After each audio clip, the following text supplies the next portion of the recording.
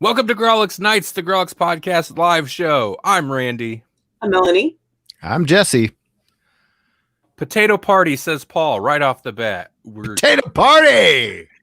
I don't understand it, but I will accept a potato party. Yeah, who wouldn't like? I'm excited about potato party. Is that a I don't know why. Yeah. Is that a party where like all the snacks are potato based? So you got potato chips, of course, but you got poutine. I want some poutine. Ooh. Invite me. I'm there. I'll go to I'm wear a mask. I'm gonna mash potatoes into my mask. Sounds like Carb City. Yeah, yeah. I'm gonna be in a coma. It's gonna be great. I'm gonna die, but I'm going. Yeah. Instantly, the first words out of our mouths after introducing ourselves is us letting Paul derail us 100%. He's got like a magic ability. Hi, what's going on, everybody? So here's what's on the agenda. We're doing the Monster of the Week still. We're doing the Monster of the Week, and tonight's monster: puppets or dolls. It was only a matter of time before we got to puppets. It really is. Oh my God, you're right. I'm on brand. Not our brand, but I'm on brand. A Puppet Master shirt. He is the Puppet Master. And then, of course, we also have, as we usually do, entertainment news. Movie. Yeah. What? You're like, no, it's just entertainment news. Like, is it very really sure about it? I don't know that it's entertaining, and I don't know that any of it's newsworthy, but we're going to talk about it. Okay. Also, thank you for watching our live stream, as opposed to those two old like weirdos that are going to just yell at each other tonight. We're not going to mute our mics unless we want to. Right. We're in control of our own mute buttons. I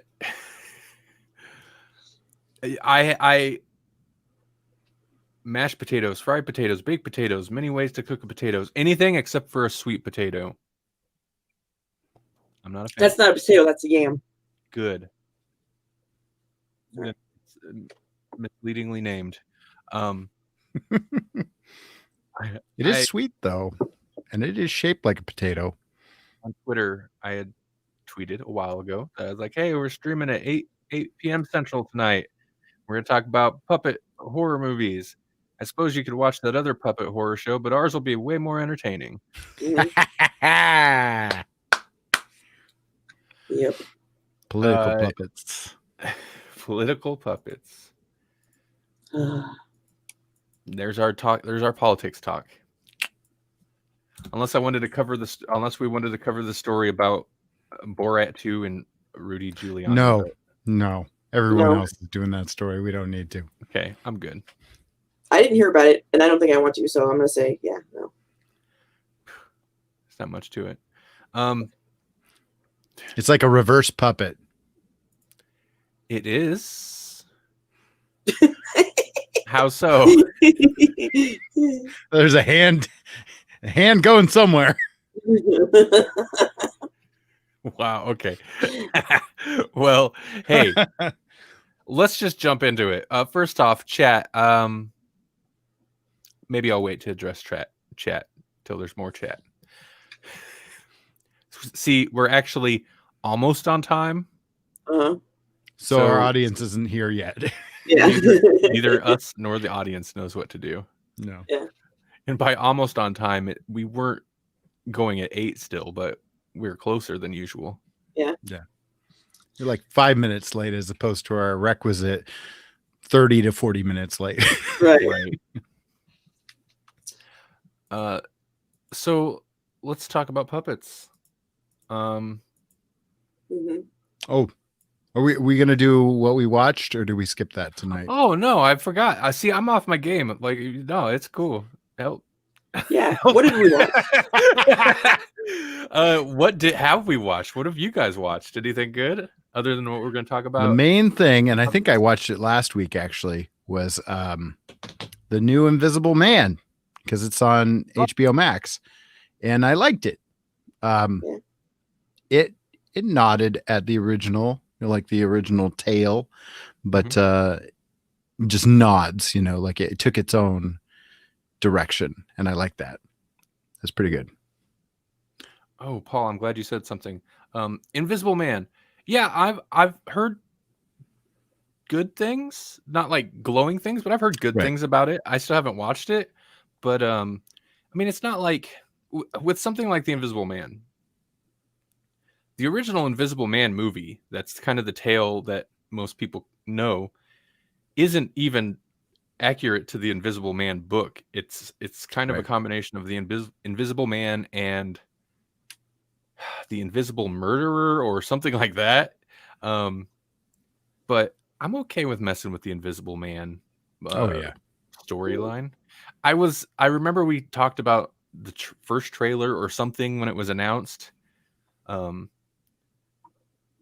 And I think I was baffled by the concept because it's still a weird take on it.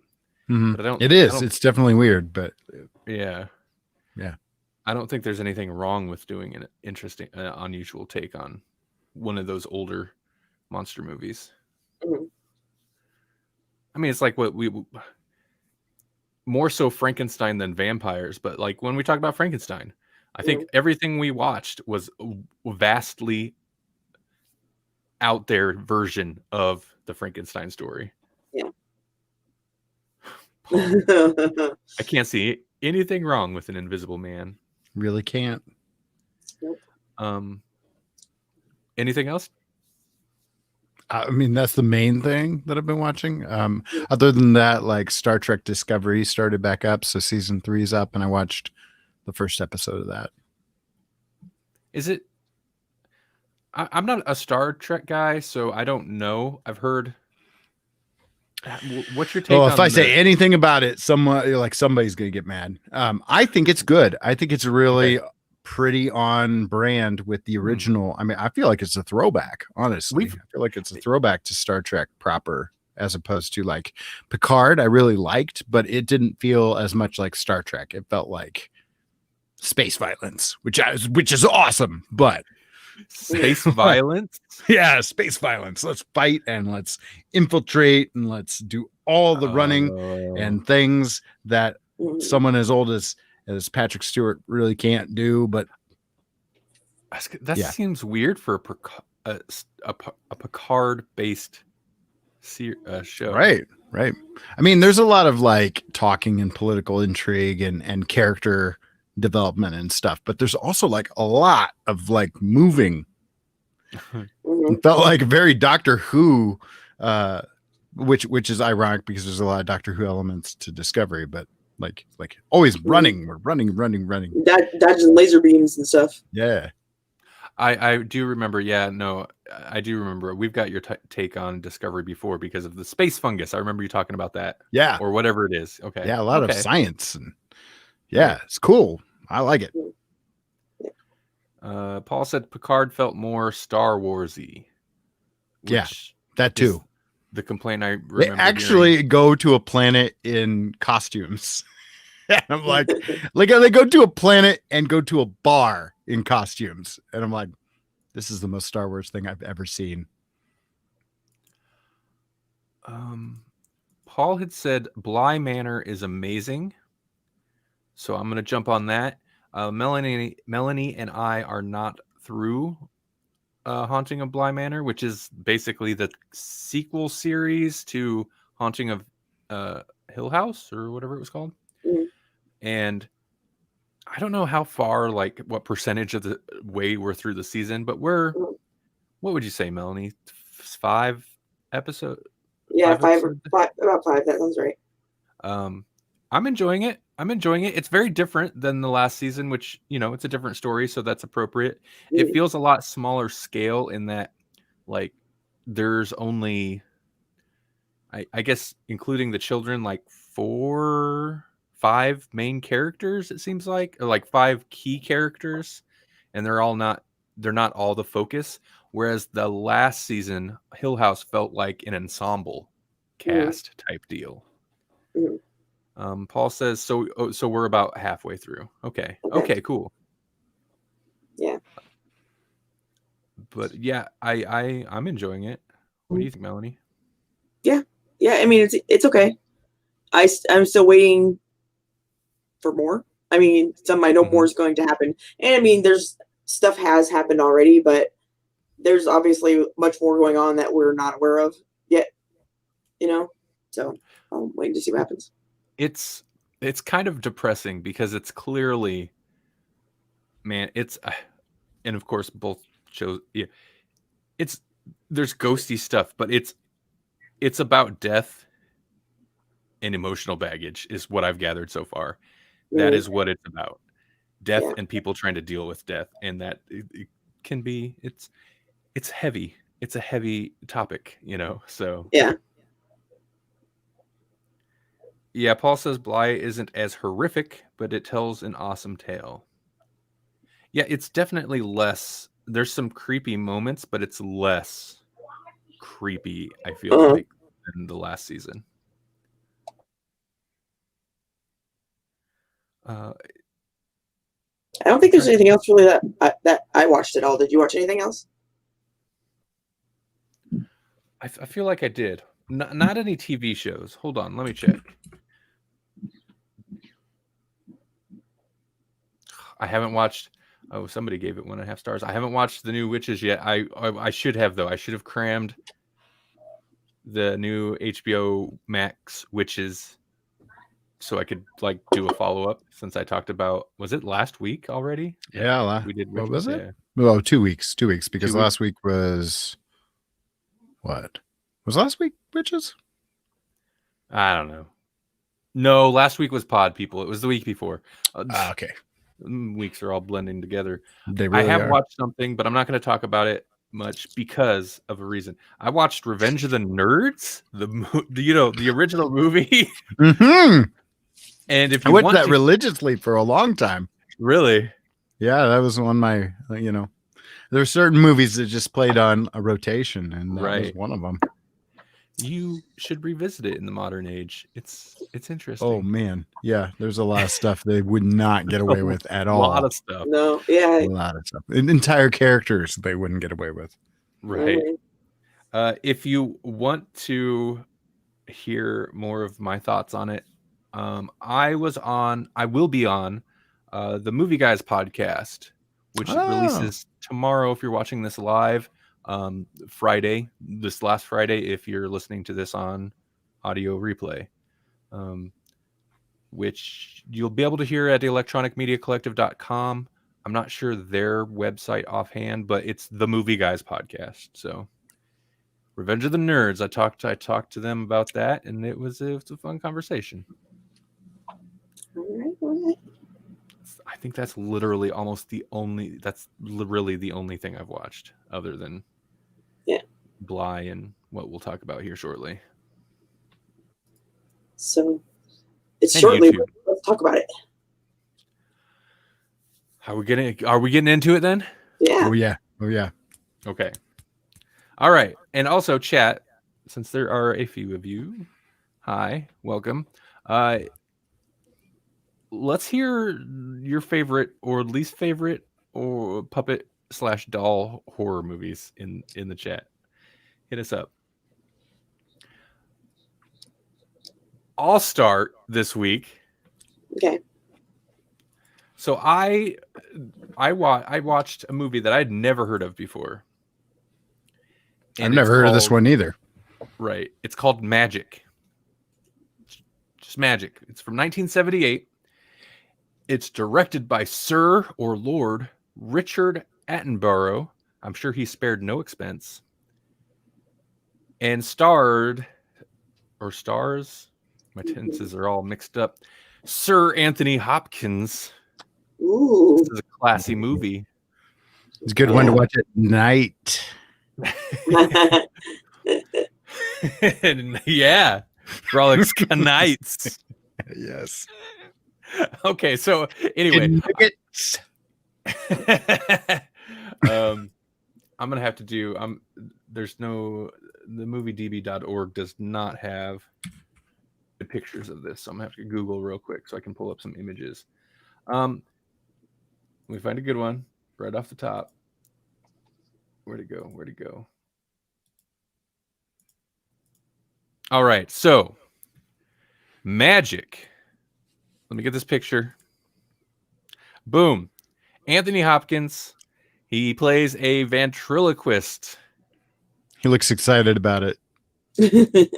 Any relation to David Attenborough? Isn't that the name I said? He's almost. Richard Evans. Who's David Attenborough? I don't know who that is. Yes. They're cousins. This is not the right page. That's my letterbox. It's my old, outdated favorite movies list. All right, so where to? A ventriloquist is at the mercy of his vicious dummy while he tries to renew a romance with his high school sweetheart. Okay, so this was on a list, some lists. It was on a few lists for puppet or doll movies, and it jumped out to me because I was like, "What? I've never heard of this." And I wonder if you could find it in a dollar bin. Yes, it's on HBO Max. No, I don't know why a random jab at HBO Max. It is on HBO Max, though. That is another reason. I seen. Oh my god, my computer's attacking me. Found this on the list. I was like, "What's this?" I'm gonna look up more information. Oh, it's on HBO Max. Okay, which surprised me because it's a random obscure movie from 1978. Like, why? Why is it there? Without getting too spoilery, I guess. Okay, this is slightly spoilery. So partway through, I was like, I know exactly what this movie is. It's Psycho, except the mother is the ventriloquist dummy, and Norman Bates is not the owner of the lodge. He's the lodger, or whatever. That's basically this movie. He is a very, he plays a very kind of, so he's a ventriloquist comedian on the rise, and he's got an agent. With eyes like those, he looks the part. Dude, that's the thing. I guess I get it, but like the whole time when they're setting up like him becoming famous and he's been on Carson, like I appreciate the way they do it, but you see him do his act once. Otherwise, you don't really see any of this like fame stuff. It's just him and the agent talking about it, which is an easy, cheap way to like establish all this without having to spend the time actually doing it or go to these extra sets or try to get celebrity casting in there for Carson or whatever. But the whole time I'm like, he's a ventriloquist whose shtick is that he's a bad magician because he can't make he wasn't a good magician because he has no charisma. So the whole thing is like he's got no charm. It's all the puppet. Like that's when he apparently at some point adopted this like puppet shtick is when he started to rise. Just like in the real world. And the whole thing is like he is afraid of success, it seems, because he's pretty much like he's about made it. He's done Carson a few times. For people who don't know, Johnny Carson was, David Letterman, like that. Only now I need to explain who David Letterman is because he's irrelevant. Anyway, like the bearded guy on Netflix. Even sometimes. Colbert, but less goofy. Political. I don't know. Maybe less goofy, but yeah, also less political. Anyway, we digress. Yeah. Tonight's show is not about the Tonight Show. So okay. Anyway, long story short, he wigs. He runs off. He goes to his old hometown. He doesn't have any family there. He ends up staying at this, like, renting this cabin for renting out this cabin from basically a lady who is. We all know who Carson is. Yeah, I know. Our audience is not young, but you gotta clarify sometimes, I guess. Don't sidetrack me on this. I spent too much time on this. whatever. And there's like a love triangle. Here's my issue. Like, because if you watch the trailer bills it as like a twisted love story, but the love story is so weird. And it's basically your simple cookie cutter, like this guy shows up. He had a crush on her when they were in high school. She's in a like her marriage isn't great. Her husband's always gone type thing. And they having a little affair thing. But my problem is, I guess maybe she's super desperate or something because he is a nutbag. And it's Anthony Hopkins. He's great in this, by the way. Like, I think that's the best part of this is he's amazing because he is so tense. He on a dime will flip from like, he's very like kind of neurotic but shy and timid, and he will just get insanely tense and sweaty and shouting out of nowhere. And I'm like, what's the appeal? Like, why is he's there for a day and she's like ready to leave her husband? I think maybe that's it though. I think maybe she was just ready to get out the door. It didn't matter. She's like, the next guy that comes down my lane with a puppet. With a puppet. The puppet's like very charming. Man, I really didn't think that would happen. Well, I gotta do it. She had a lot of string. Okay, anyway. Well, and then like people die. So there's murder. Like I said, there is murder. There's murder because he is a full-on nutbag. I'm gonna spoil things. I'm sorry. It's not supernatural at all. It is him. But like I said, it's very much like Psycho, to where he has the identity issue of he doesn't seem to realize that they're not the same person, him and the puppet. And there's one scene, there's not very many murders in the movie, but there's one where it's like, oh wait, did the puppet actually just kill this dude? And I kind of appreciate how it's done. It's like, no, but it's shot in a way to where it seems like the puppet straight up knifes a guy. But I think it was Anthony Hopkins that was hiding behind the puppet. But then, of course, Anthony Hopkins like reveals himself from behind the puppet. It's like, what did you do? It's like, really? You're actually like, you got the puppet up there and you're like, I told you no. Somebody gets. You said we were going to talk to him. Somebody gets beat to death with the puppet, so that's something. Mm-hmm. Okay, I've spent too much time on it. It's not bad. I think I gave it 3 stars on Letterboxd because it's pretty good. Anthony Hopkins is good. In 1978, maybe it didn't seem as tropey, but it just seemed very kind of tropey. The story itself. I mean, I was all of a newborn, so I was sold. Right. You had me at creepy puppet. right. The fact that I was born the same year as this movie, coincidence? I think not. How are puppets specifically like ventriloquist dummies like this not creepy to everybody? Because it plays it off like people like this puppet. She at one point the lady's like, "Oh, he's cute." No, he's not. He's horrifying. Look at him. Right. Well, what's his name? Jeff. His name's totally gonna escape my purview because he's not my favorite puppeteer. Shots fired. Is he the slightly Jeff Durham? Yeah, the slightly racist. Like everybody likes his puppet. Yeah. Oh yeah. Exactly. That's why he's not my favorite. Yeah. People like his puppets. Granted, right? I still think they're creepy. Yeah. And they are creepy, but I don't know. The super stereotypical pepper on a stick or whatever it is one is the only one that I can think of. And he's very cartoony in a way. Yeah. So I kind of get it, but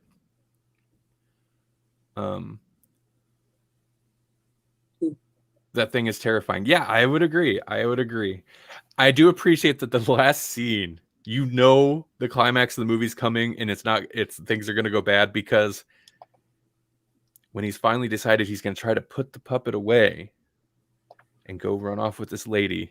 Why can't I quit you? Him him and the dummy are wearing the same sweater, the Who you calling exact a same dummy? outfit. I'm like, you intentionally dressed yourself and the dummy in the same outfit. And then that's the day you're gonna put them away. I don't think so. I don't think so. In Soviet Russia, puppet puts you away.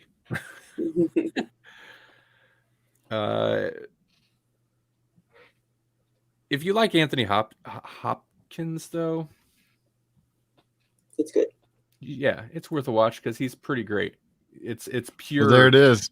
Intense. Yeah. Fairly young.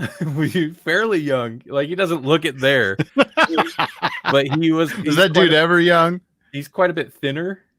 Mm. And it's also like, I like how they do the. God, that puppet's head is huge, man. It's big. And I like that the puppet's voice it's clearly his voice, which is really weird. Mm. But they did it pretty well to sometimes he makes like he's doing the thing. Yeah. But most of the time he's not, it's clearly they just like overdubbed or whatever, but whatever. Magic. All right. Spent too long on a movie nobody cares about. I didn't even know it existed, but right. Kind of curious now. Go watch it. I didn't totally spoil it. I will go and I will do the Child's Play remake or reboot. Child's Play reboot. Right. Yeah, you watched that. Yes. That's what I watched. It was last year? Yeah. Yep. Yeah, it came out last year. And it's different. It's very different. I liked it though. I'd say it's less goofy and cheesy and more plausible, but it's still like poking fun at itself and the whole thing too. But everybody already knows Child's Play, I'm sure, so I don't really have to explain what it's about. I'll just say that there is no possession that occurs. It's a different It's a different setup for why, and these dolls are like Google Home dolls, so they can connect to your TV and your lights and your. That is a little bit more terrifying. Everything. A little more supernaturally. Yeah, that is a good update on the idea. I agree. It's weird that they would go with such a drastic change, but that's. And if you're going to change it, that's a good way to go with it. It's great too because throughout the movie, like everybody is on a phone or an iPad or a something like the entire time too. So it really, it is definitely made for today. And so I liked it. I thought it was pretty good. It's got, what's that chick's name from Legion? Oh yeah, Audrey Plaza. It's got Audrey Plaza in it, and I love her. She's crazy and great. But in this movie, she's a bad mom. She's a bad mom, and I mean, that's part of it, and I think that's supposed to be part of the humor too. But there's one little part I'm gonna tell, and it's in the beginning, so it doesn't matter. But they just moved here, and she says to her kid, "Look, there's some kids standing on the corner in the rain. That looks like fun. Go make friends." It's like the middle of the night in the rain, in the dark, and it's like a city, and there's just these two kids like huddled together in the corner. It looks like, I don't know, maybe they're making a drug deal. I don't know, probably not, but they could have been. And she's like, "Go outside and play with them, make friends." And I'm like, that's interesting. But yeah, and then I do know she was kind of nervous about doing this movie because I think it's her first mom role. Yeah. And that's, for a lot of actresses, that's when they get into the mom roles, they sometimes get stuck there. It's an age thing, obviously. Turner, what's going on? Well, they did make a point to say that she was a young mom, though. Like, she said, they were like, "Your son?" And she's like, "Yeah." She's like, "I had a very," what did she call it? "I had a very productive Sweet 16 or something like that. I don't know. So Oh my god! Wow. yeah. So yeah. So I wonder if Mark Hamill did any like mocap for this, because it's like they purposely made Chucky look a little bit like Mark Hamill. I could be wrong. You think so? Yeah, I hadn't He's thought got a about it. twinkle of Mark Hamill to the He's face. definitely. Can Let I me- spoil one more thing? I'm sorry.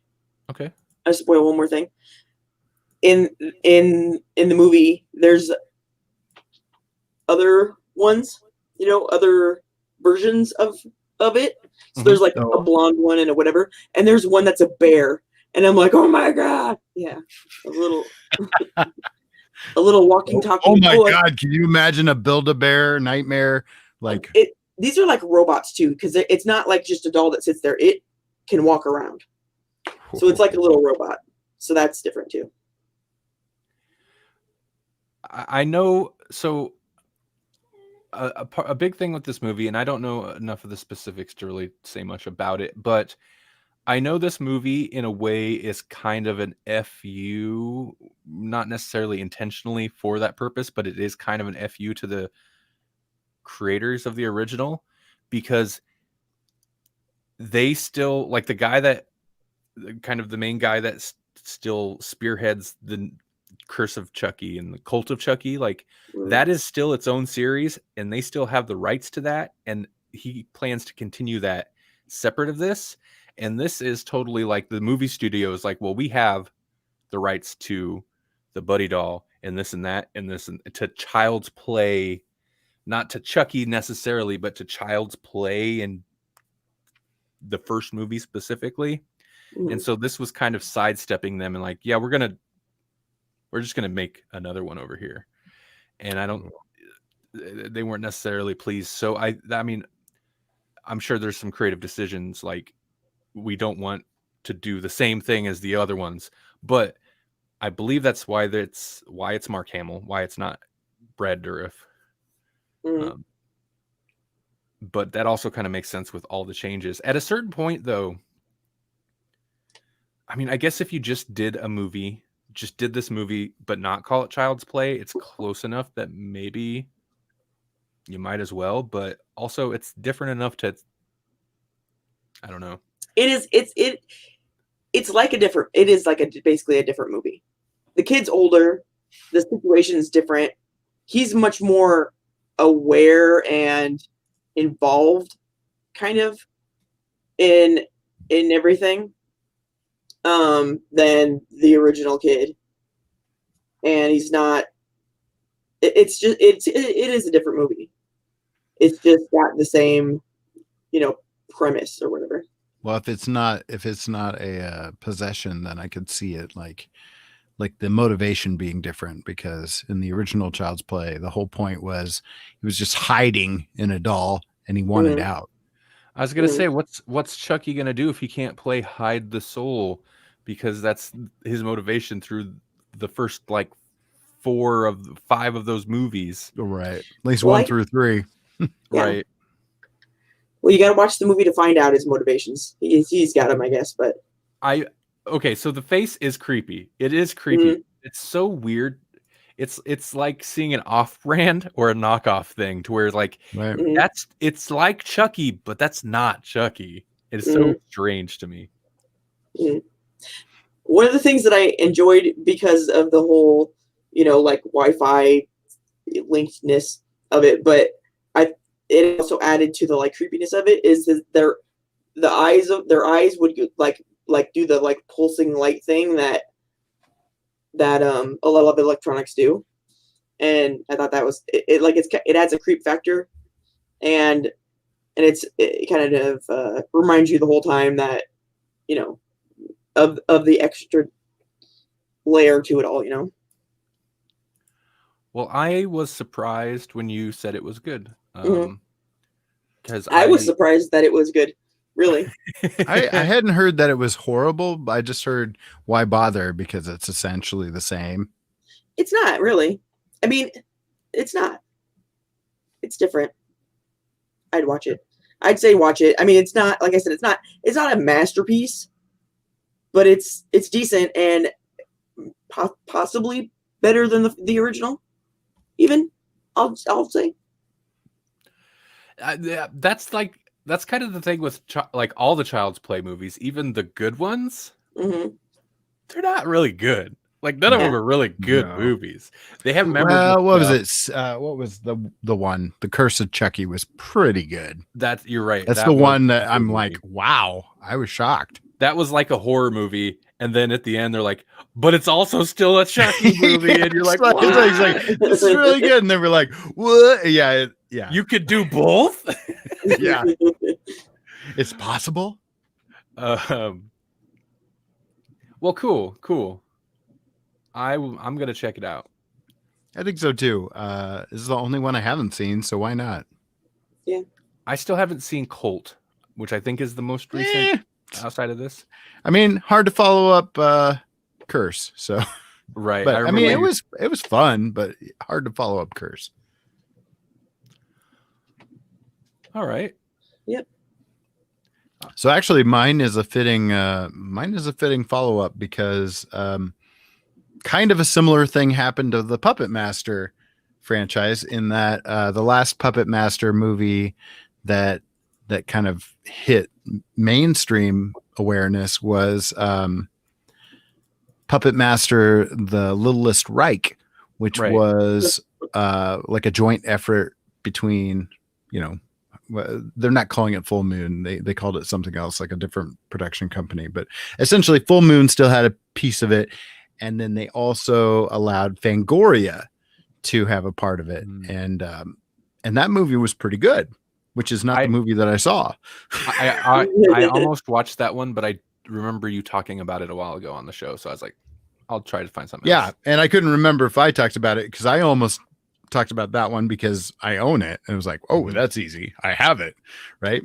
But so I thought, okay, I'm still going to do Puppet Master, but I'm going to do something I haven't seen. And then I realized there's a new one.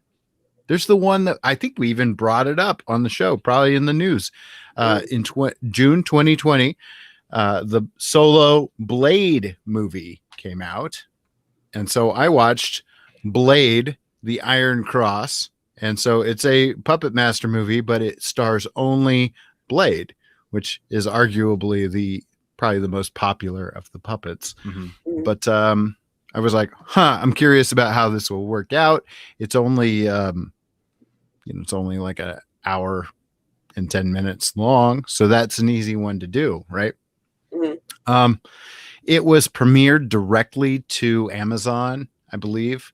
And this is one of the, I've got notes on this. This is under a brand or a banner of movies called, I didn't write down the name of the banner.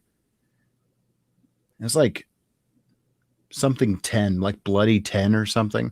And it's 10 movies that were produced live in front of an audience so that they could see the entire like process of a movie from start to finish. And they even had like webcams on set so that you could see how things were done.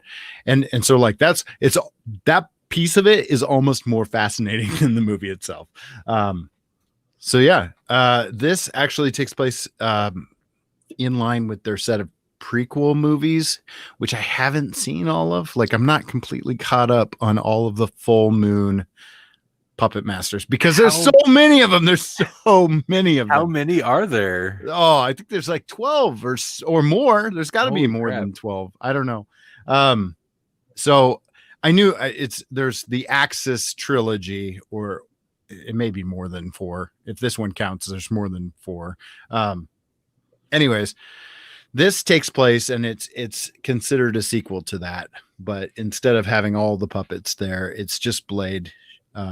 But it's got a character that came out in the Axis trilogy, which is set kind of in that war / post-war era. So it's set in California in 1945, and it has this like not clairvoyant, I don't know, kind of a psychic. Well, yeah, clairvoyant. She has dreams of the future. And right. So that kind of thing. And she's also a journalist. I mean, like, this is a classic full moon movie. If you've never watched a full moon movie, I akin it to the heart of a Christopher R. Mim movie, but you should give your money to Christopher R. Mim. Probably. I don't know. I mean, like, because these guys are just churning these things out. So they're doing it a little bit more for money. A lot bit more for money. Is it? It's got to be better than something like an Asylum movie, though, right? Maybe. I don't know. I don't know. I mean, like, the acting leaves something to be desired, but at the same time, like, that's not why you watch these movies. You don't watch it to get like great acting. You know, like, the delivery is going to be dialogue. It's or wooden. It's going to be campy. It's going to be all over the place. Right. Like, even trying to come up with the synopsis for this, like trying to describe what this movie actually is, aside from a Blade solo project, is difficult at best, because basically they take the serum of Toulon, who is the original puppet master, the guy who made the puppets. They take just a little bit of the serum, and I don't even know how they got the serum. It must have happened in the previous 3 movies. And they inject it into people, and just like a drop, and that makes zombies. So we have zombies after World War II in California making, or did I say zombies? Yeah. Okay, we've got Nazis in California making zombies. Way less cool. So, yeah, sorry. We've got Nazis in California, American Nazis. So, like, the least German Nazis ever, which already is like, oh, American Nazis. So you've got Nazis in California. They're not even authentic. They're knockoff. No, using puppet serum to make zombies. That's what you got in this movie. Okay. Hi, Andrew, by the way. And then they're releasing the zombies on. They're just gonna kill people. Like, they don't really ever get that far. Like, what's the plan? We're Nazis. We're going to kill people. I guess, because we're the master race, so we're just going to kill people. Yeah. They don't even really get into why. Just like, because we can, because we have the serum, because we can make puppets out of people that really aren't even puppets. We really can't control them, but we can, like, basically what they can do is turn the zombies on. And not in a sexual way, just like activate them when they want to. And then, so enter our good guy, a Nazi puppet that can kill people. Because he's a real Nazi. Yeah. Well, I mean, I suppose. I mean, he was a real Nazi. Now he's a puppet that is controlled by a Russian that has dreams of the future. I love the body language in this picture, and he's like got that face. I don't know, man. He's kind of adorable. Well, that's gotta be the puppet suit. Like, they can't be the puppet. That's obviously not the puppet. And holy moly, that hook is huge. For those of you who can't see it, like, the still that we're looking at is it's got to be the live action suit, and man, that hook is huge. That's just a random picture I found there. Yeah, see, that looks the hook looks that's proportional, right? In that picture, yeah. So like, it's intercut. Like, you get the doll, and then you'll get the guy in a suit, because they don't have money for CGI. So no, they just got like a guy in a suit, and then just all of a sudden it's just like a real quick cut, just like literally and figuratively, real quick cut from the guy in the suit. Didn't they do that though? Kind of in some, even the older ones, they do that a little bit. Oh yeah. I'd rather that than bad CGI. I'd rather, man, I'd so rather bad practical effects than bad CGI. Sorry, random thought. Can you highlight Andrew's comment? What the crud? Andrew had said, spoiler, I've never seen a Puppet Master movie. Don't tell Jesse. He will unfriend me. You are so lucky I don't even know who Jesse is. I'm totally gonna tell that guy whenever I meet him. So yeah, it was fun if you like full moon movies. Otherwise, you have to like the Puppet Master franchise in order to enjoy this, really. But I mean, it's Blade. He's kind of the one you come for. I think they made this movie so they could appeal to the widest audience possible. It's like, you like puppets, you like Nazis, you like zombies, you like clairvoyance. We got it all. No matter. That's true. Yeah. I think when you're like, it's almost required when you're 12 movies deep into a franchise to where you're doing sequels to spin-off series and stuff, like you just throw everything you can in there. You just throw it all in there. Yeah. I mean, it, like I said, it has kind of that Christopher R. Mim appeal in that, like, at a certain point, I'm just laughing at this thing, but like, I feel like Christopher R. Mim is oftentimes like directing you towards things that he did purposely ridiculous or as an homage to the time. Like, it's ridiculous because it's of that era. This is just like, we've got Nazis making zombie puppets with a death ray tower. And there's this whole scene where it's like, we have to, the only way to get out of here alive is if we get into the computer and we put a wrench on the thing, and I'm too big to get in there. It's ridiculous to even say aloud. I'm too big to get in there. How are we going to make this happen? You make evil puppets? Is that the thing? You get the one puppet that we're allowed to use in the movie to climb in there and put the wrench on the thing so that we can save the day. Because he can somehow carry that with a hook and a knife. Right. He doesn't even have hands. He doesn't. That's the most ironic thing about a hand puppet that doesn't have hands. You're right. Now that I look at it, that is totally like a person in that suit, just made to look small. Yeah. Yep.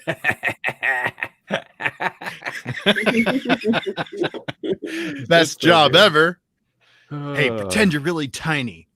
We gave you an extra sized hook just to make sure you look tiny. There's a new Critters movie. Oh my God. On DVD. This feels like a news story that came out 10 years ago. Yeah, I mean, if it's coming out on DVD, that's like, we're gonna release on 10-year-old, media or something. I think the fact that DVDs, Doctor Who still comes out on DVD. I think the fact that DVDs are still alive actually enforces the fact that physical medium is dead. They're just the last couple physical things, DVDs and Blu-ray, are just still hanging on because like it's that or just stream. Yeah. DVDs, man, that's not even HD. Whatever. I'm not gonna judge. There's no Critters movie. All right. That's why it's on DVD. They don't want you to see all the flaws. Oh, interesting. So Andrew said he did see the new Child's Play movie. He enjoyed it, but it was kind of forgettable. No, really. Just watched it not that long ago, and I already forgot most of it. Yeah, Melanie talked about it earlier. Okay, well, he said he enjoyed it. Yeah. Jesse, would you recommend this Puppet Master type movie? Again, just to full moon fans, people who like the stuff already. So okay, it's a really weird change in quality, because literally the last thing I saw from the Puppet Master universe was this Littlest Reich, which had some Fangoria money thrown at it, and it was pretty good. It was weird, it was different, and I wasn't sure that I liked it, but just because I was used to the full moon thing for so long. But I was willing to give it a shot if they were going to make more sequels, but I believe that whole thing fell apart, and that's why they're just back to making more of the same. So also as far as recommendations go, this is like it was like $7 to rent or $10 to buy, or you can do the full moon streaming service. So you might as well buy it or do the full moon, either one. But like, you know, if you're doing the full moon streaming service, you got to have time to watch the other movies. If I had a little more time, I would have just did that. But I bought the thing. It'll be fun to rewatch someday. I don't know. The new Critters movie, by the way, is called Critters Attack. I'm fascinated to see what a 2019 Critters movie is like. Like the Langoliers. I mean, technically, those are puppets, right? Right. Oh yeah. Right. Okay. Okay. Well, first, before we get to the news, Okay. are we really going to do this? Okay. Next week is Halloween week. So, and we've been doing this Monster of the Week every week for like since almost 2 months now. Yep. Because that's how long Halloween lasts, if not longer. Yep. It's all going to culminate with this final Monster of the Week segment next week. Nicolas Cage. Yes. Are we really going to do Nicolas Cage as the Halloween Monster of the Week? I'm cool with that. I mean, but also, like, I understand we've done Nicolas Cage in the past, but that's why it's so perfect. Okay, a couple of things. One, I might not find any news so that the only thing we can talk about is Nicolas Cage. It's Who a knows? trick We'll and see. a treat. Right. And two, I thought about like finding a Nicolas Cage movie that corresponds with every Monster of the Week segment we've done, because you could do most of them, but it's a little spotty in some places. I'm not sure about Frankenstein. I know he's done vampire movies. He's got to have. Yeah, Frankenstein would be tough. Kiss of the Vampire is an insane Nicolas Cage movie. Oh, right.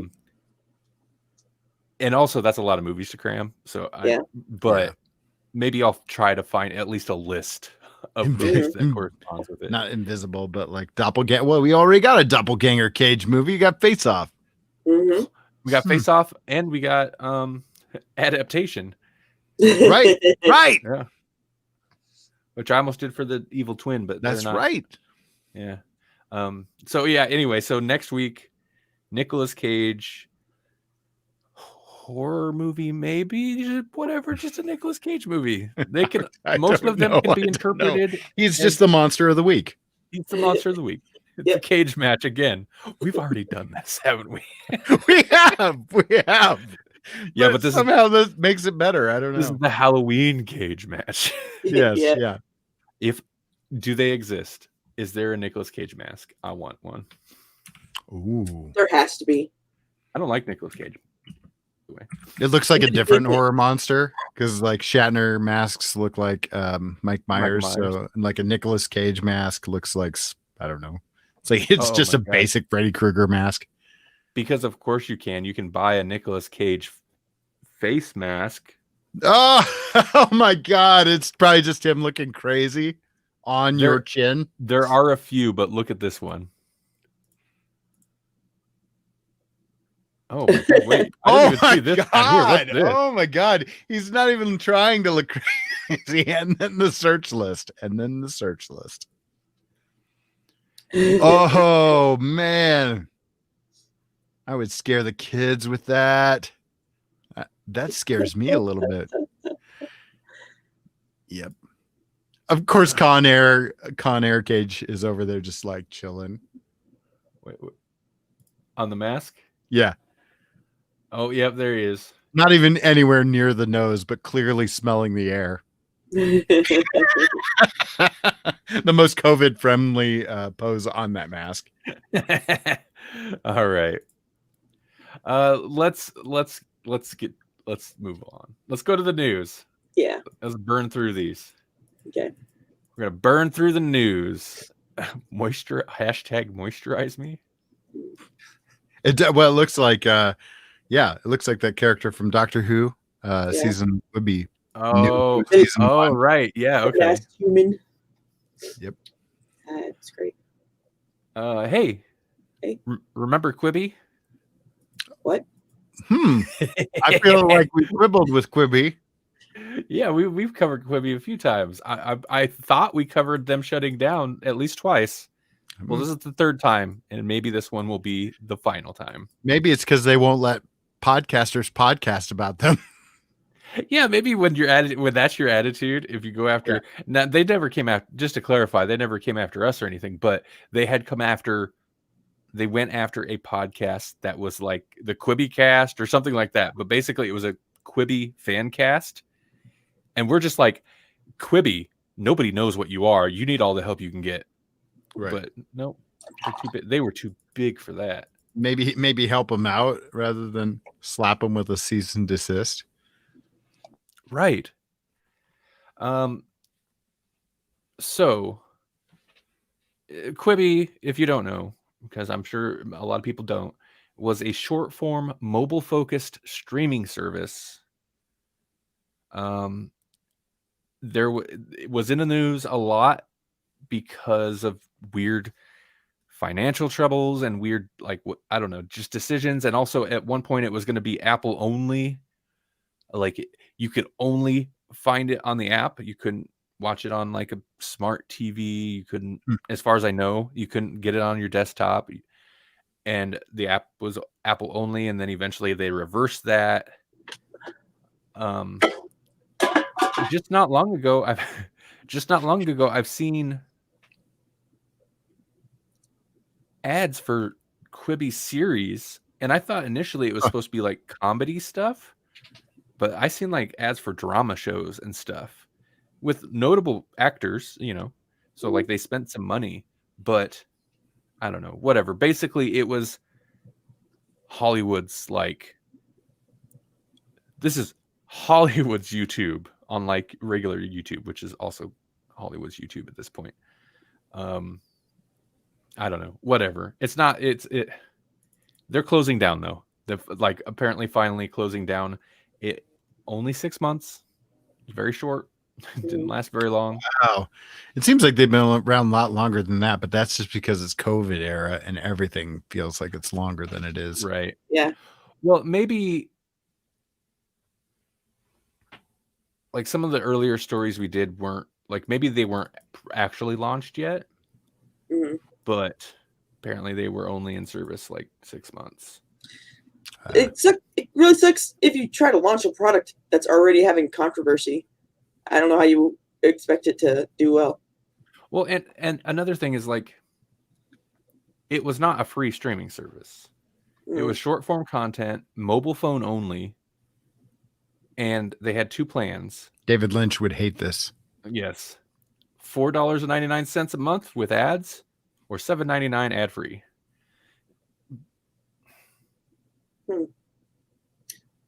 Well, good riddance. We never watch a single one of your shows, Quibi, and we're proud of that. We're good. It just seemed like a flawed concept. Yeah. It seemed like a flawed concept, and I feel like also the name didn't help because it's too internet cute. Quibi. Yeah. It's like you hear it and you're just like, whatever it is, it's trying too hard. Let's all watch some Quibi. Biden is talking about having the Quibi CEO in his cabinet. Well, wow. Good business sense, that guy. Solid pick. Solid pick there, Biden. Well, what else we got? Uncharted. So Uncharted, Melanie, is a video game. Oh. Do you know Uncharted? No, I do not. I've never played it because it's PlayStation only. It's always been PlayStation only. I have not had a PlayStation since the first one. So I've never played an Uncharted game, but it's basically Indiana Jones. I was going to say it's basically like Tomb Raider, but with a man. But that is literally Tomb Raider was Indiana Jones, but they made it a woman because... Yeah. Because I think I have a PlayStation within arm's reach. PSX? You going old school? PS? Oh yeah, it's PS1. Proper PS1? Yeah. Well, it won't be a proper PS1. It'll be the PS1 that came out.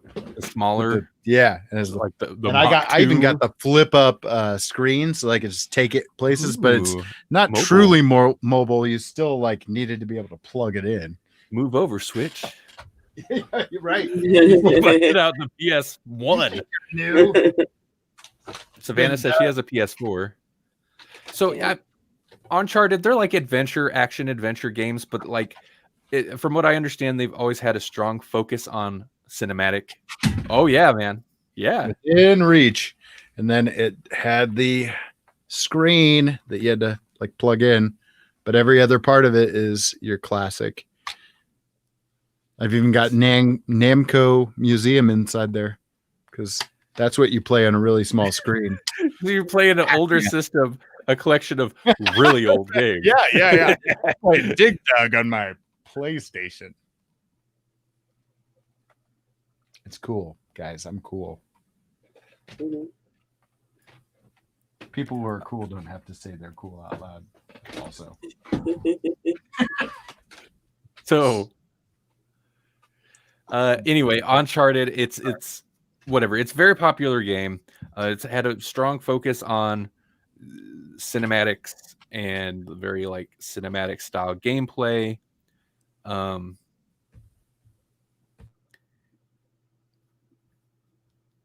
It's good. These comments are amazing.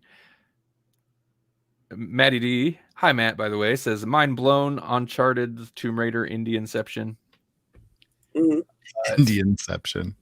So they've been trying to make an Uncharted movie for a long time. It's been in the works many times, and for whatever one reason or another, I don't know why it's never gotten off the ground. And a big thing is the main character of, as far as I know, most of the Uncharted games is this Nathan Drake, who, like all modern video game characters, is voiced by Nolan North. I was about to say Nolan West. Nolan some direction. He voiced most video games. So the whole thing is like, who's going to play Nolan or Nathan Drake or whatever his name is? Plot twist is Chris Nolan. Christopher Nolan is going to play it. Yeah. He's not going to direct it. It's beneath him, but he's going to be the actor. No, apparently it looks like it's going to be Spider-Man. It's going to be Spider-Man. You got some Spider-Mans in your movie? Yeah, so it's going to be Tom Holland. Okay. Nolan North. Thank you, Paul. Yeah, Tom Holland. There's a picture of him looking all Nathan Drakey. The idea of this movie, because it's so you're making Indiana Jones, but it's not, right? Like it's Indiana, but it's not. But you know what? I've never played it. Apparently, Mark Wahlberg will also be in this. Oh, then you know it's going to be good, huh? Yeah, because Mark have some Wahlberg, good vibrations. because Mark Good vibes. Wahlberg in video game movies, there's a good history there. Max Right. Payne. Yeah. How do you mess up Max Payne? You get Mark Wahlberg. That movie was awful. It was awful. That's a disappointment. Yeah. How old is that movie? I'm still upset. I don't. Okay. That you want to talk about a movie that's like not memorable? I don't know what that movie was about. Couldn't tell you. Angels, maybe. Exactly. You know what the game's not about? Angels. Exactly. It's one of those things where it was when hopefully Hollywood has grown out of this. It's one of those things where because it was based on a video game, they're like, well, it's got to have supernatural stuff, right?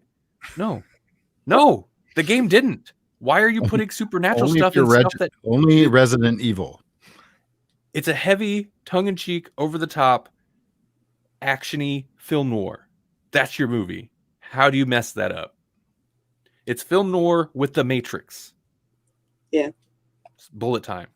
That's all you need. I can't even blame Mark Wahlberg, but he is subject to some poor timing here. Paul says, how do you mess up Hitman? I've never watched it. I haven't either. I just was like, they won't get that right. I assumed it was bad. Yeah.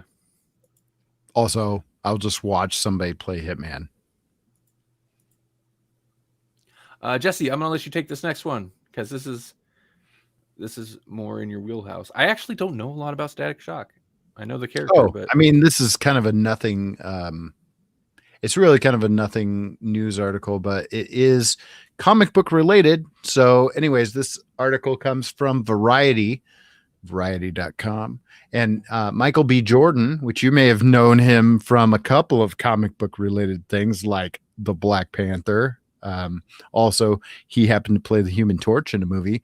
He probably wants you to forget that, but I'm not going to let you. Anyways, he is set to produce Static Shock, the movie. Now, if you don't remember Static Shock was a DC property that came out for an animated series. I'm trying to think. I mean, it came out after Batman the Animated Series, and I believe that it had a crossover with Batman Beyond even at one point. So I think it was set maybe in the future. So clearly I don't know a whole lot about Static Shock, but I am still pretty excited about this because, yeah, why not do this movie? And with Michael B. Jordan attached to it, I feel like that'll give it some credibility. So that's essentially it. He's attached to it. They want to make it. That's basically all there is to it. It's literally like a 5-paragraph article here. So, right. Static Shock is one of those things where, yeah, I'm not super familiar with, like, I know people, it got a following, the series anyway, like the animated series. I know it got a following. People loved it because every time it would be replayed somewhere and then canceled or whatever, people would get upset. And it's also, like Uncharted, one of those properties that I've come across news stories over and over again. It seems like for years at this point of like a new Static Shock TV show in the works, a new movie in the works. It's going to happen, right? And people are excited, and then it just doesn't happen. So it's one of those things. So, but if this has like, yeah, I mean, this is good. It's got a name attached to it, and this was okay, and this was unveiled at August. Was this Fandom? Yeah, DC's Fandom thing. So they just keep that Fandom that never ended, did it? They just keep doing it. So like that's, I suppose that's like official, like, hey, information from the actual company itself. So, oh man, I forgot that he's Creed. Right. Yeah, a lot of people I think would, well, no, more people would probably know him from Black Panther, but I would think, but yeah, Creed would be like just below that. So, yep. Same time as Superman the Animated Series, Adult Static crossed over with Young Terry. Oh, okay. Yeah, I thought so. I thought there was a crossover at some point. And that may have actually happened during Justice League Unlimited. I believe that was actually an episode of that. But so we're looking around the 2000s, the aughts. Maddie D said, now is the time for Static Shock, especially with Milestone imprint coming back to DC. I'm so out of the loop on all comic book everything. Okay. Next. What we got? You know what we got. You know. Oh. Is this all? Okay, Quibi shutting down is not. But this is other. So I basically, slight spoilers on the stories we've got. We've got 2 stories on streaming services and then a bunch of stuff on movie versions or remakes. It's all remake and reboot news, as usual. Battlestar Galactica. You guys love that. Somebody loves that. Right. I have quite a following. Apparently, there's going to be a movie. Oh. So of which version? I'm assuming it's a sci-fi show, unless it's a brand new version. I'm thinking brand new. No, I'm thinking brand new. So, I'm getting this from Cinema Blend. I'm not sure where it was broke, but the Hollywood Reporter, of course. Most news comes from there, and Instagram. and Twitter. Oh, right. And Twitter. So Simon Kinberg will write and produce the Battlestar Galactica movie, and rather than work off of a pre-existing script, he'll be tackling the story, quote unquote, from the ground up. He'll work alongside producer Dylan Clark, who has been attached to the Battlestar Galactica movie for many years. So the headline was, the Battlestar Galactica movie is back on with some X-Men talent. The co-writer of the best movies, not the best movies at all. So Kinberg co-wrote, hold on, let's get to this. The Last Stand,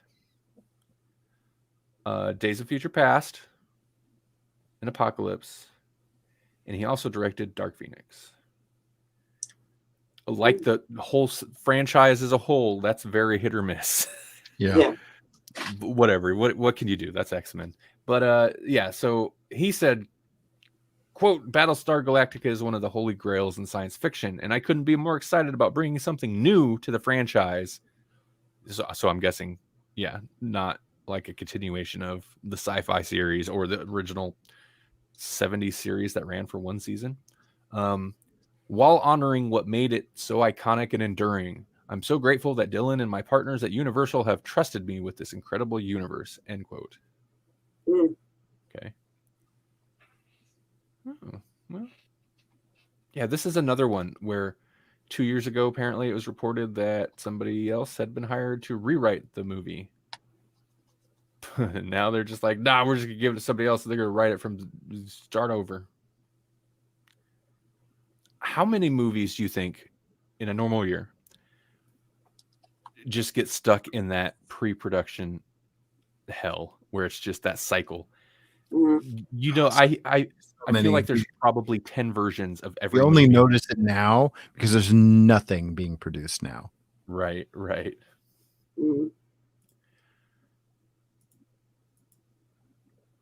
Hey, you guys like the Addams Family? I love the Addams Family. Well, they're creepy and they're kooky. If there were to be a live action TV series, a modern live action TV series, hey, this is some Maddie D 60s reboot news right here. Of course, he's leaving. He's got to put his kids to bed. Oh, well, hey, bye.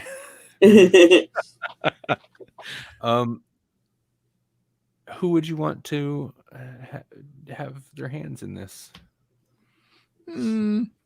Is that a puppet reference? No, but I guess it could be. Dude, okay. I would love for a puppet, like get Jim Henson Company to do a live action puppet. Yeah, you get I'd be way more interested in that than whatever that CG movie was. I never seen it. It might be okay. I heard it was the good. style. I hated the art style. It looked repugnant to me. Repugnant. Oh, pugnant, like Pugsley. Yep. Okay, I'll stop dragging this out. Addams Family live action TV series from Tim Burton heats up TV marketplace, says Deadline.com. Oh, I like that headline. Saucy. Yeah. Tim Burton on a series, though, huh? Tim Burton on a series. This will actually be like the first one. I thought so. Or the first major live action TV series he would be involved in if this happens. Yeah. And apparently this is according to Deadline.com insiders or whatever their sources. So maybe Paul. I assume Paul's everyone's source. I have nothing to back that up. He's looking to develop a new series focused on blah blah blah. He is negotiating to executive produce and possibly direct all episodes of the new take on the franchise. And that's kind of the thing, a new take on the franchise. So it sounds like the idea they're throwing around right now is takes place in modern day, and the main character, there's going to be a main character, will be Wednesday. Like she would be the focus character. Yeah, like an adult Wednesday? Not necessarily. Like Christina Ricci? No, I don't. No. Well, then I would watch that.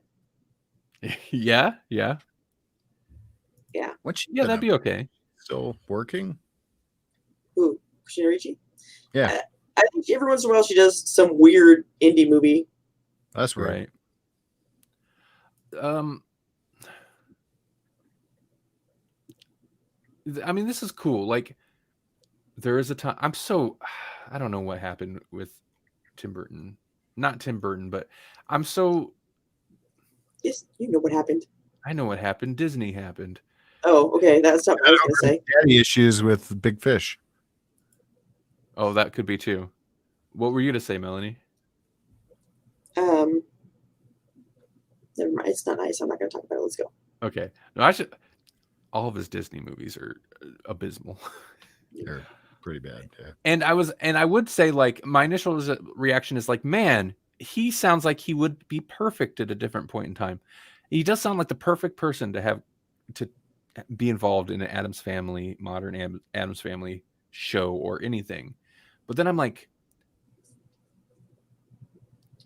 but what's that? Dark Shadows wasn't great. It wasn't terrible, but it wasn't great. Like, Right. Tim Burton doing a Dark Shadows movie should have been an easy, like, perfect thing. Well, maybe we just need to convince him not to use Johnny Depp. And yeah, there you go. Helena Carter. And then it might be okay. Okay. Well, I should be excited about that possibility, but Melanie and I were talking about this not long ago. I don't think there's been a Tim Burton movie that I really liked since before Sleepy Hollow, and that was in the 90s still. Yeah. Yeah. There's been ones that have been, like, Dark Shadows agree. was okay. Like, there's been ones that have been okay, but nothing that I've really, like, I don't know, man. Like, when did the Big Fish come out? Because like I did like later. that movie, but like, so this I'm just totally robbing Christopher R. Mims' theory that that's basically what it is. Like, you know, art is pain a little bit, and Tim Burton had daddy issues, and so he made Big Fish to work out those issues, and after that he was kind of good, except his movies weren't.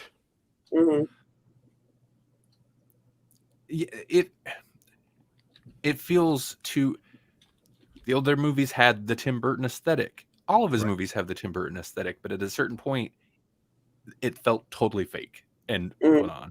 It's like, and the stories, it's like, well, this could be anything. It's just you put a plastic Tim Burton sheen on it. So Big Fish came out in 2003. So that's right around the time we're talking about here. When did Mars Attacks come out? Because I didn't particularly care for that. I know a lot of people do. Mars Attacks came out in 96. So Sleepy Hollow came out in 99. Planet of the Apes. Ooh. Yeah. See, Planet of the Apes, I was done. I was like, I'm done. Yeah. I gave him another shot with Big Fish, and that was all right. And then I went to Charlie and the Chocolate Factory, and I was like, oh no, how do you mess that up? I hate that movie. It's awful. I hate it. It's awful. I mean, it's probably closer to the book, but it's not good. I can't imagine how it is either. And I read Charlie and the Chocolate Factory way back in the day. All right, I'm gonna speed through this next news story because it's not that interesting, and we've saved the best for almost last. Okay. I hate autoplay videos. CNN. This is why I don't go to real news sites for my news. It's your freaking autoplay. But this is from CNN Business. This is real news. Ooh, that's the kind of news that deals in facts, right? The opposite of fake news. Right. HBO Max has added 8.6 million US subscribers. Basically, it's just news about HBO Max. Also, this is just these companies are out of control because this article has to specify AT&T, which owns CNN parent company Warner Media and the fledgling streaming platform, said Thursday. It's just a chain of companies that it's all one company. Mhm. Anyway, but basically, since its launch, HBO Max has reached a total of 8.6 million activations, basically like new accounts or whatever, Yeah. more or less specific to HBO Max, which apparently is much higher than they had like anticipated Mhm. or projected. Yeah. And so they're doing good. They're doing gangbusters. Mhm. And it brings their total customers, HBO and HBO Max customers, to 38 million. Mhm. Oh, that's enough to surpass HBO's year-end target. Now, a lot of those HBO Max customers though aren't really new customers. I believe it said can't find it here. Oh, here we go. It's actually the actual new customers is less than 2 million, which is still 2 million customers, but less than 2 million, which means like a lot of that 8.6 million activations came from existing HBO Now or just HBO cable customers. But I mean, Yeah. it's still growth and maintaining. Yeah. So HBO Max apparently is doing good. It's one of those, like, I'm getting to the point with some of them where I'm like, oh yeah, I have that. Maybe I should try to watch something on there. Yeah. So HBO Max, I always knew this would be the case with any HBO streaming service that I had, because it was the same with HBO Now or whatever it was.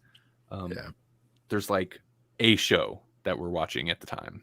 Yeah. Right now, it's pretty good about cycling it just to where you're about to drop them. They drop that new show, and you're like, Yeah. oh, crud, I can't let go now because that's coming out in a month. Yeah. Right. Paul says it'll do better when it hits Roku. Oh, that's right, and that's not even that's not even considering the fact that it's not available on Roku, and they've had that trouble with Amazon. So, yeah, interesting. Okay, well, interesting to me for some reason. Our energy level, it's about to ramp up. Okay, I know it's pretty low, guys. Oh man, yeah. But we're about to set this off. Let's do it.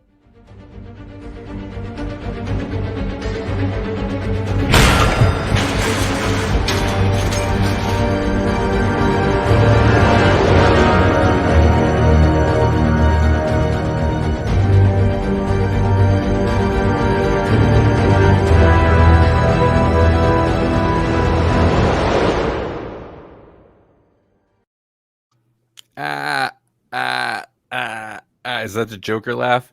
It's Snyder Watch. Yeah. You know it had to happen. And here's the big news. Whoa. That's not good for people. Yeah. Hopefully none of you are epileptic. Whoa. So, everybody's favorite Joker's back. Look.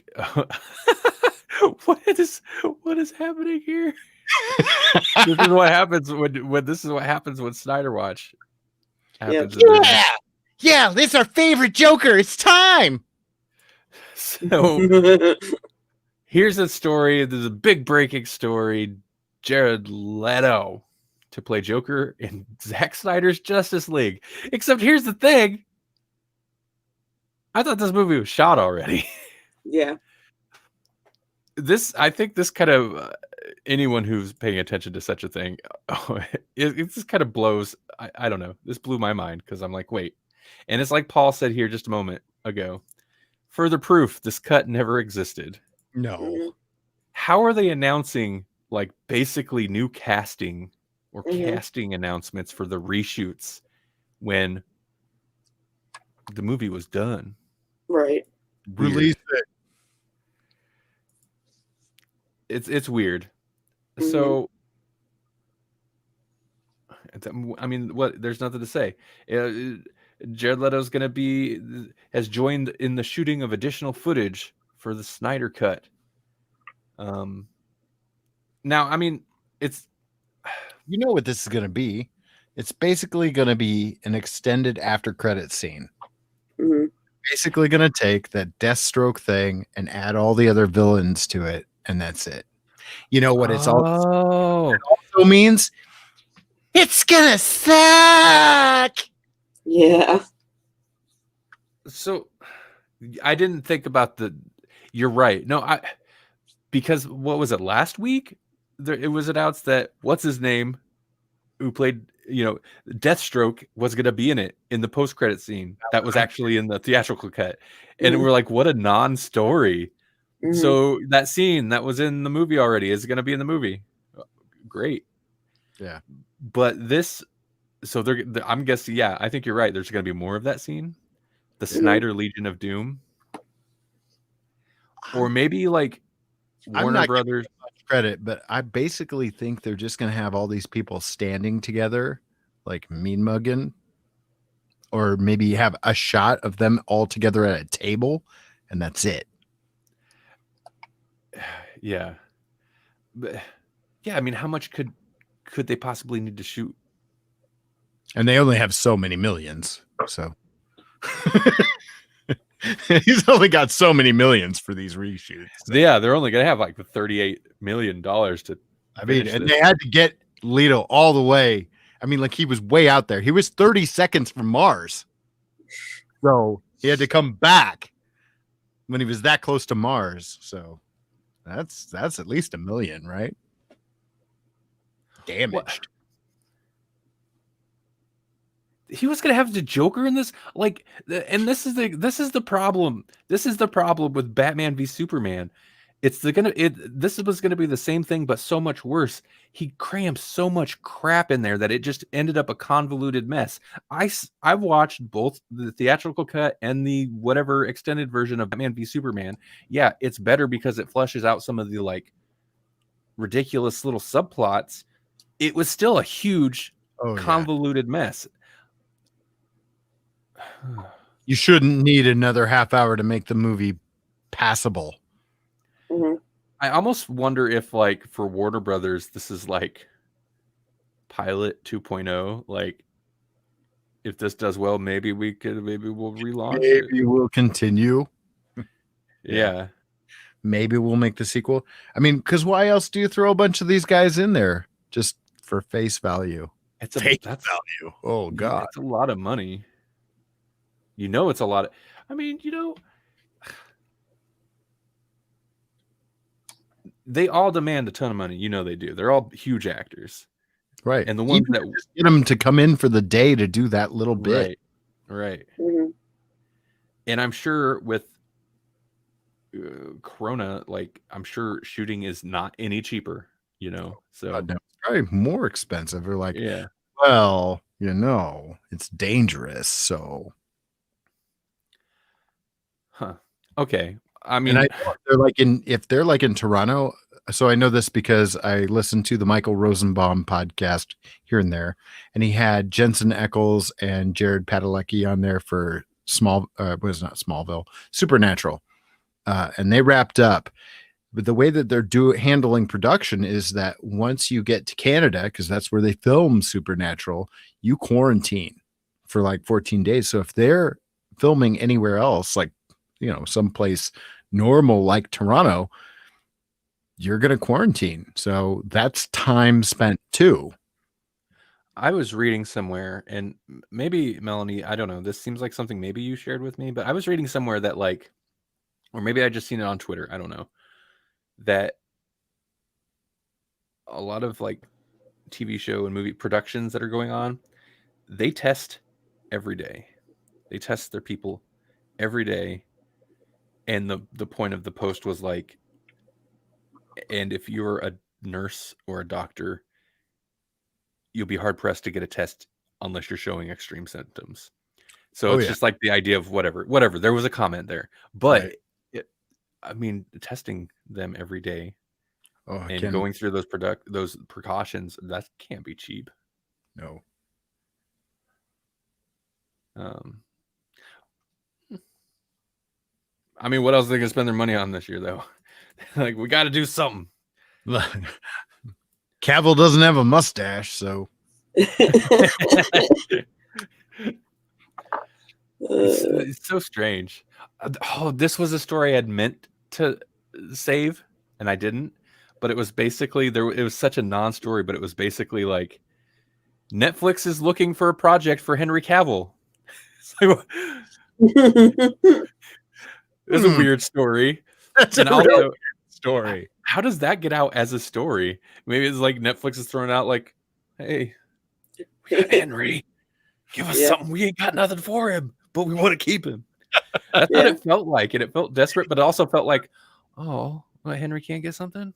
Can't get his own thing? Oh, yeah, no doubt. All right. Do we want to talk about this trailer?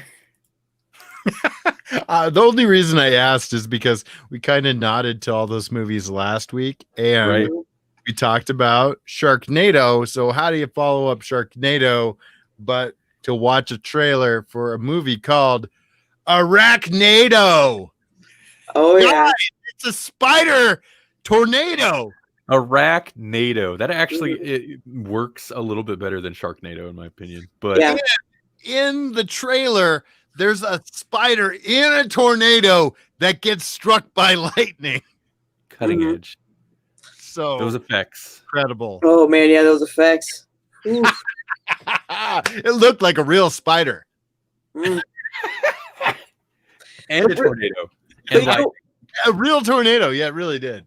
I think realistically, I would not be afraid of a shark tornado, but I would be terrified of a spider tornado. I mean, how many sharks can fit in a short shark tornado? They're all gonna like hit the ground and just die. Like spiders can fly a little bit, you know, with they just like release their silk and float from it. That's a horribly terrifying thing right there. The good thing it's not real. More plausible by far. Wow. So Jesse found this trailer. I'd not heard of this. 2020, man. You know it's slow in the movie. It's slow in the entertainment industry because there are a whole bunch of news stories about this trailer. This looks so cheap. This looks so made during the pandemic. This was made during the shutdown. This is one of those movies. Oh, right. Okay. Yeah. Oh, wow. I mean, the acting, the tornado. Can you imagine how big a spider has to be to take a point blank shot from a lightning bolt? That's a spider. Mm-hmm. Like a spider of the gods. I don't know. I know, it's exciting though. From SCS Entertainment. Okay, I don't know them. I don't even know who that is. Directed by Dustin Ferguson and stars Mel Novak, Bruce Lee's Game of Death, Deborah Dutch, Hard to Die, Brink Stevens, Slumber Party Massacre. Some of these are actual movies. And Sean C. Phillips, Ghost Shark. You couldn't have wrote that better. Some of these are actual movies, and then Ghost Shark. Oh, I love this tagline: 8 legs, 80 miles per hour. Yes. Oh. So how long before the show is just us reviewing these movies? I love the premise of this because what do you do to get away from a tornado? You go into the basement. What lives in the basement? Oh my God. Spiders! I feel like you just put more thought into it than they did. Oh man. I bet you there's some untapped potential there. Come on. Slumber Party Massacre is a real movie. It has music and everything. Is that the one with the guy with the guitar? Am I thinking the right one? Yeah, it's the one with the guy with the drill guitar. It's ridiculous. Wow. But it's a movie. Anyway. Hey, Melanie. Yeah. What should we be amazed about? Okay. By the way, Arachnado. It looks. I was having flashbacks to Invasion of the Pod People. It does look slightly higher quality, but even in the trailer, I'm like, that sound. There's like it's got little clips of scenes where they're talking. It's like, huh? Yeah, no, you're What? right. You're right. Exactly. There's in the trailer, it's like, come on, you can't even get a good mix for the trailer. It's so lazy. You could fix that in post. You could fix it. It doesn't have to be that way. They go to podedit.com and Randy helps you out with that. I could make it better. I know you could. Sorry. So, yeah. What you can be amazed by. I'm actually going to do two because one is actually, I think, pretty important. There was actually a lot of good stories this time, but one's kind of important, and then one I have to. So the first one is that scientists have created a Trojan horse that sneaks anti-cancer nanoparticles into cancer cells and causes them to self-destruct without any drugs. They take this nanoparticle and then they coat it in I don't know, they coat it in something that that cancer cells need to be able to grow in the first place, so they will absorb it, but then once they absorb that outer layer, then the nanobots bust out like, we're gonna wreck up the place and destroy it. And they've used it in like petri dishes on human cells, and then they used it in animals, but now they're going to move to human trials. What happens to the nanobots after they're done? That's always my question with nanobots. It'll be back. Have you ever seen that one movie with Johnny Depp? Yes. that movie. What is Tim Burton directed it, right? No. I can't remember what it's called. It's like Transcendental or something, or I don't know. Transcendence. Okay. Where basically he turns into an AI type thing. A nano cloud. Yeah. Okay. Right. Okay, so there's that, which I think is awesome, and I hope that works. Well, we I kind of know it does, but I hope it continues to go well. And then the other one I had to talk about. Engineers created a plasma-powered lightsaber that can cut metal. They used, let's see. Wait, what's the handle made of? It's a laminar flow of compressed liquid propane gas, which burns at 4,000 degrees Fahrenheit. They had to use laminar nozzles, which allow an extremely concentrated flow of gas to escape, creating a beam of plasma. Each nozzle costs about $4,000. They're usually used in the glass blowing industry. But the only bad part is it has to be, right now, it still has to be connected to like a power pack. So there's lightsaber, but then it's got like a cord or whatever running to like a backpack. It's almost like Ghostbusters meets. That's what I was gonna say. Yeah. So, but still, regardless, that's freaking awesome. We have lightsabers. Yeah. I mean, it's an actual plasma beam that you can hold like a sword and cut stuff. That's awesome. That's pretty rad. Yeah. Does it cut fast? I don't know. I didn't watch the video or anything, but there is video of it on YouTube. I just had like this mental image of the metal handle melting because it's plasma. Right. What do I hold on to now? It in the picture, it does kind of look like there's little prongs of it that stick out that turn. They look like they're about to melt off, kind of. But I mean, the nozzles are $4,000. You're paying $4,000 for them. They better work. Right. So the future is here, almost. And that's like a Mark Hamill nod right there. So we're coming full circle. Yeah. Like you could use it to fend off attacks of AI Johnny Depp Chucky dolls. Yeah. Yeah. At least until Google Home takes over your lightsaber. Good point. It's a very good point.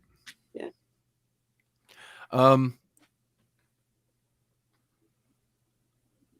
right. Let me think. I got nothing. Yeah, we did so everything tonight. Like we we did all the things. what we watched. We talked about puppets. I actually had a puppet on the show. Mhm. Yeah, we had a Snyder watch. We did news. We were amazed by Mhm. science. Yep. We didn't have to watch the debate She blinded me with science. with science. I think that means we're done, right? I think Yeah. we're done. Yeah. So, hey, check out Movie Guys podcast tomorrow. Like I said, electronicmediacollective.com. I've been so slow to get any episodes posted up there. As Paul knows, because he's promoting a new bull spit tomorrow. I'll try to get that up. I got to within see a week. Paul in person this last weekend, and gosh. he's still alive. I'm still alive, and we were both out in the midst of a pandemic during severe risk, which was a terrible idea now in hindsight. It was. I was like, "What? Wait, where's this?" Wow. Yeah. This is not. Yeah, no, I didn't rant realize I how bad it expected. was. You guys are like, you're in the thick of it, man. I didn't realize that the risk dial was that high for you. Mm. Ugh. Oh, Yeah. right. Yeah. Yeah, it's not good.